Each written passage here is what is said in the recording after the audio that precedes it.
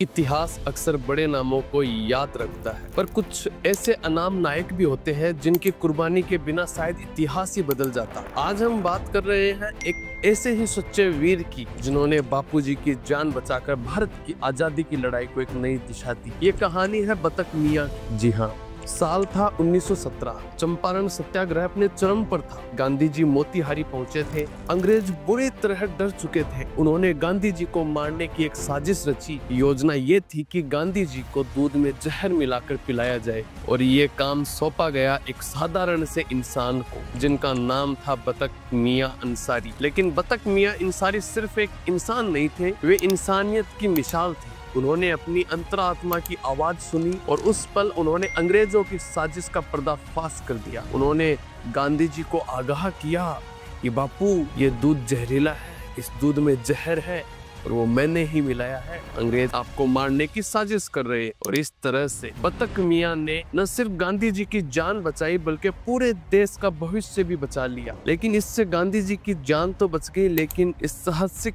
काम की भारी कीमत चुकानी पड़ी बतख मियां को।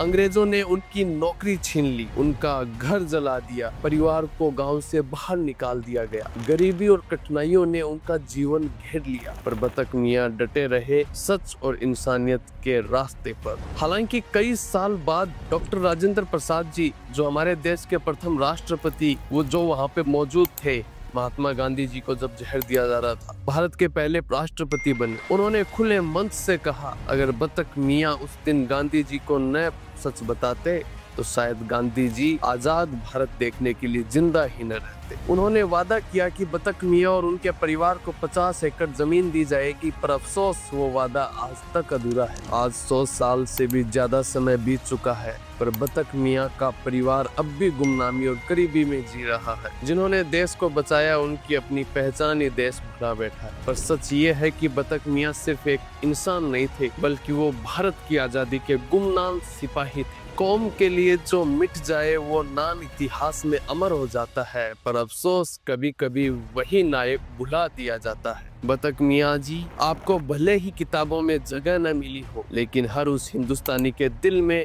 आपकी याद हमेशा जिंदा रहेगी। आपको सलाम, आपकी बहादुरी के लिए नमन। जय हिंद, जय भारत।